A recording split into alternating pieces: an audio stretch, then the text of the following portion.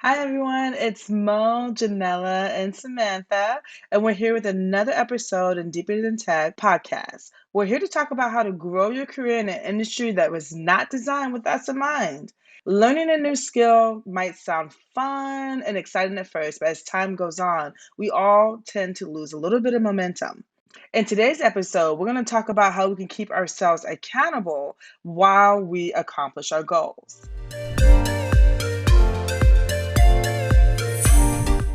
We will be deep diving into this topic, but before we do that, if you're loving this podcast, we would truly appreciate it if you shared it with a coworker, if you go and review it and give us 5 stars or a thumbs up. Show us some love. So we are talking about learning new skills. I remember in a past episode, we talked about learning a new skill on the job and how you did that. With us all being in tech, we know it is kind of pivotal that we learn new skills on a consistent basis.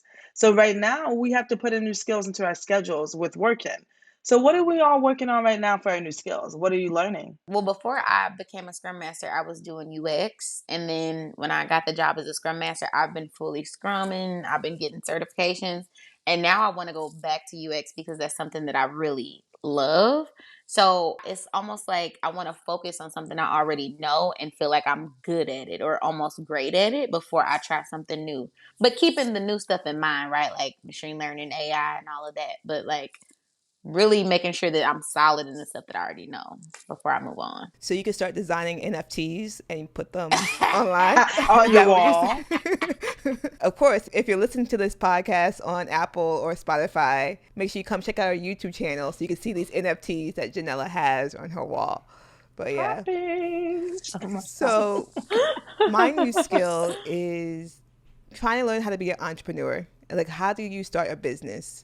I have been working with products for a very long time. So now it's time for me to kind of expand my knowledge. Like last episode, we talked about a T-shaped approach where like you go in depth in like one direction, but you have a wide knowledge of everything. So I think I'm trying to get that more like that top layer of how to be an entrepreneur. What about you, Mo? What are you learning? My new skills is how can I multitask to where I can watch my TV shows, do my work, and cook a quesadilla at the same time. That's all I'm trying to do. I That's know all that's I'm trying to do.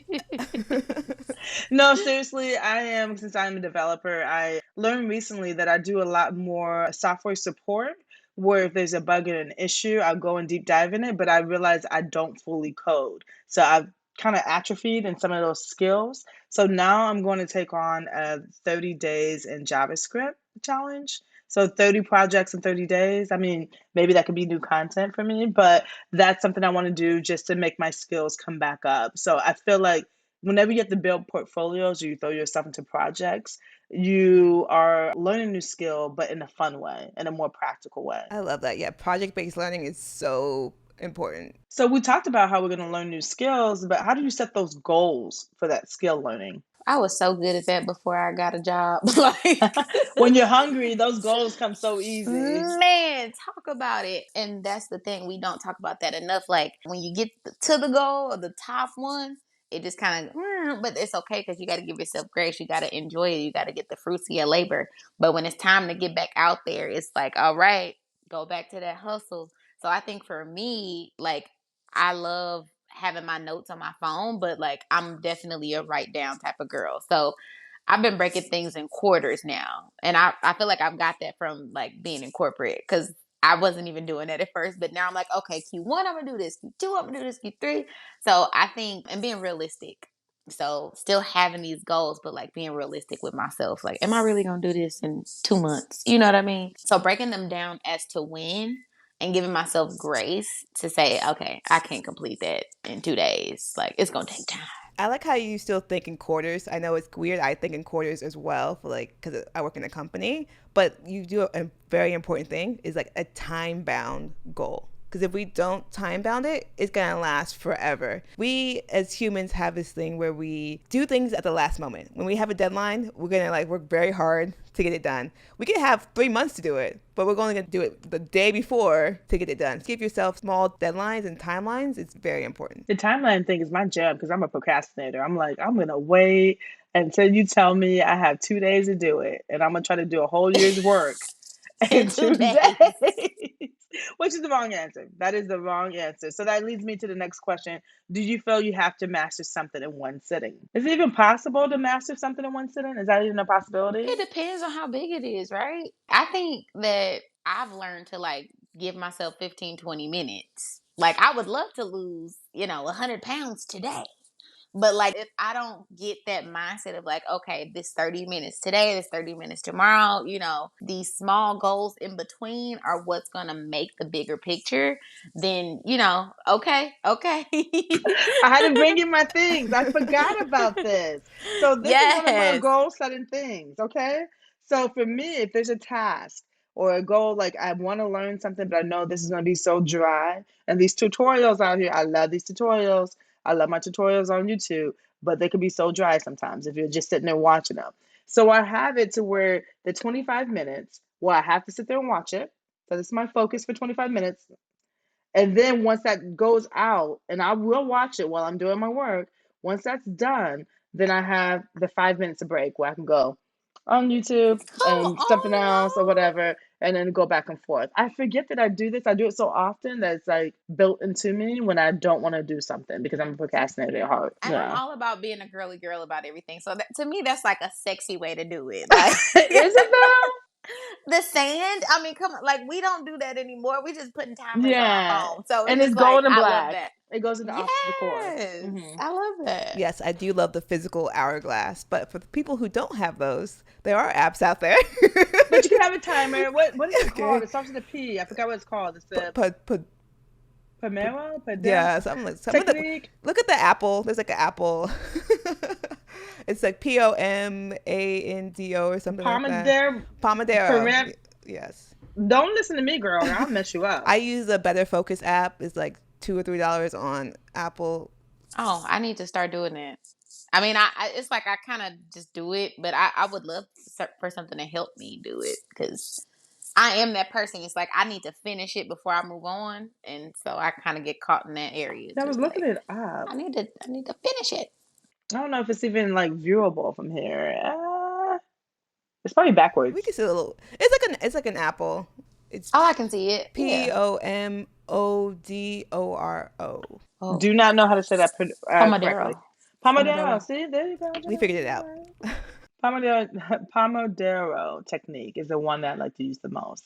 Fancy. So yeah, what were we saying? So after you do that, so we're talking about breaking it up in quarters, not being able to do it in one sitting. Okay, so when you do achieve something doing your new skill learning, what's your reward system look like? Do you have one? I reward myself too much. I'm the queen of treat yourself. So how do you treat yourself? I go to Ulta. Oh, okay. Get some makeup. Yeah, okay. I go to Ulta. I go to Lush. Give me some bath bombs.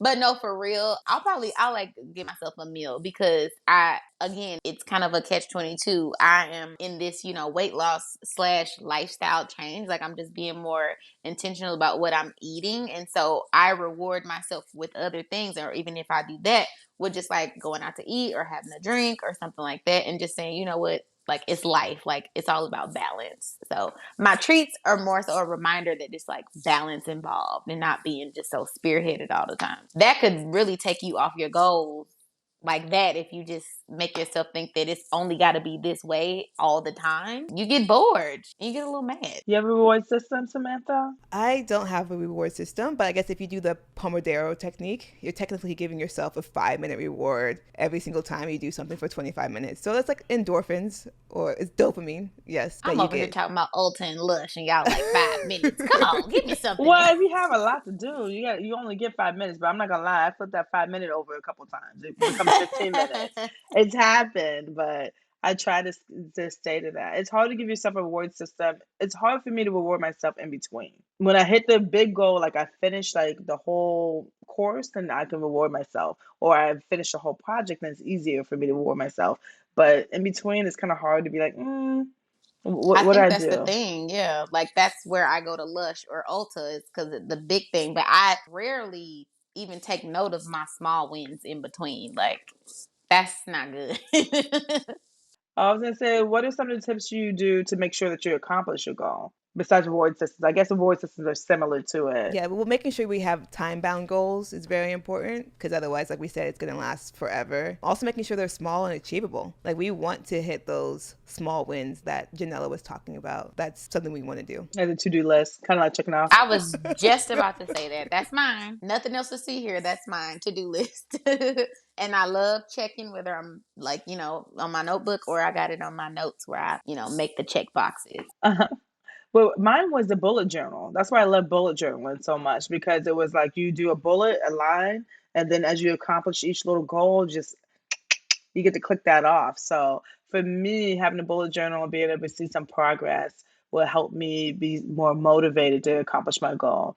Or having an accountability partner, how you have your gym wife or your gym bro with you. You need somebody to keep you accountable. Same thing with skills. Do you have accountability partners? And if you do, how do you choose your best accountability partner? How do you choose one? I think it's just the community that you're in.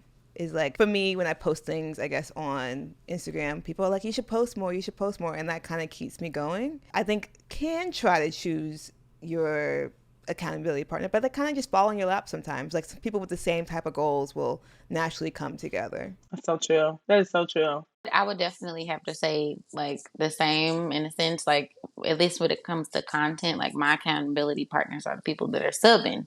Like at some point when they start rushing to my email, like, where you been? I'm like, okay, that's what keeps me going. And then I think also just making sure that like, we're, the three of us are connected, but being even more connected in a way where we're like texting or talking or something, because I feel like I have more friends that are in the same position as I am online than I do in real life. And so, like, making sure you're building those connections so that they can be accountability partners is the key. You know what's a great accountability partner for me? Just like I said earlier, how I was going to do 30 JavaScript projects in 30 days. Posting it. Social media will keep you accountable. If you post on social media that I pledge to do this or follow my content because for the next month I'm going to do this, you kind of feel accountable to learn these skills so you can share them with your audience out there. So that's a good way. So we talked about, learning new skills, setting goals, breaking it into little pieces. Let's try to do that ourselves. So it's important to break your big goal into small steps, right? So let's practice breaking down a goal together. So I guess a simple one, especially for the people who are tuning into podcasts, what is a good way to break into tech? How would you break down that goal? So I guess first we would have to do is find like when do we want to break into tech? So like we need to give ourselves like a date. The time box. Yes. Yeah. Right. Samantha's adamant about this timeline. She's not gonna let this timeline I'm not gonna let it go. You gotta have it. I'm very robotic. Just like, yes, make sure you do things.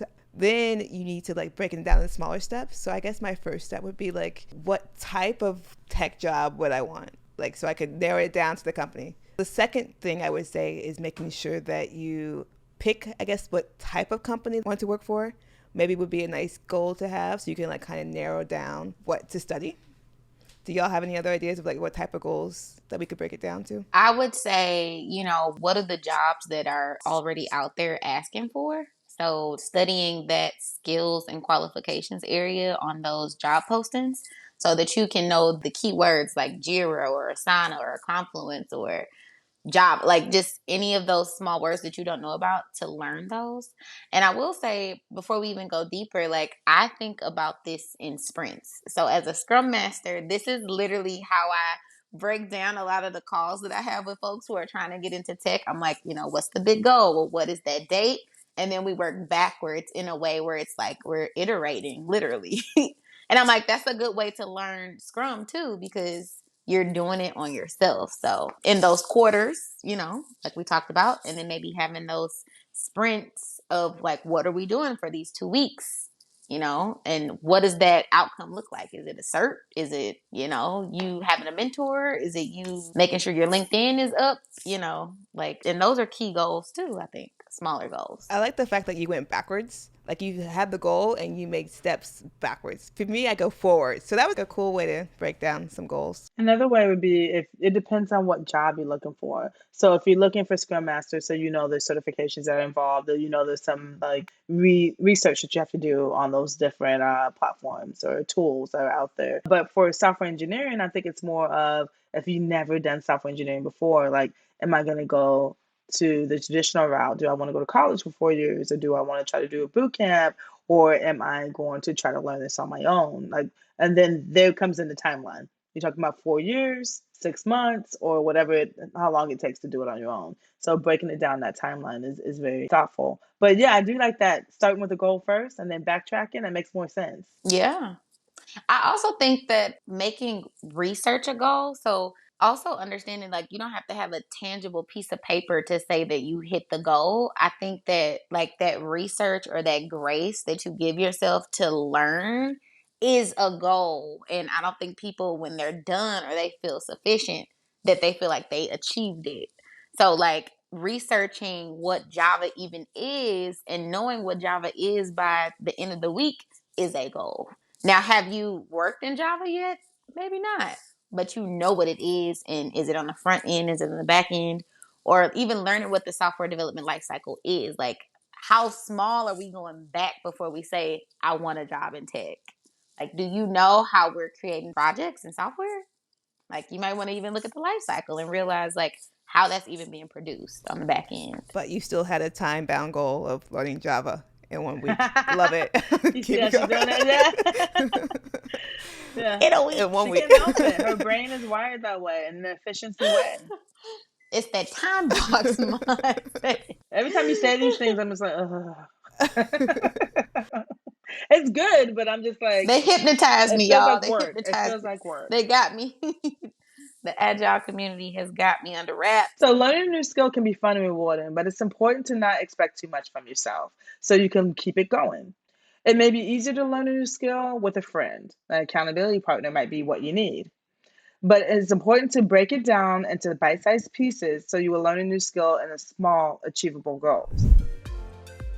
Thank you all for listening to another episode in Deeper Than Tech podcast.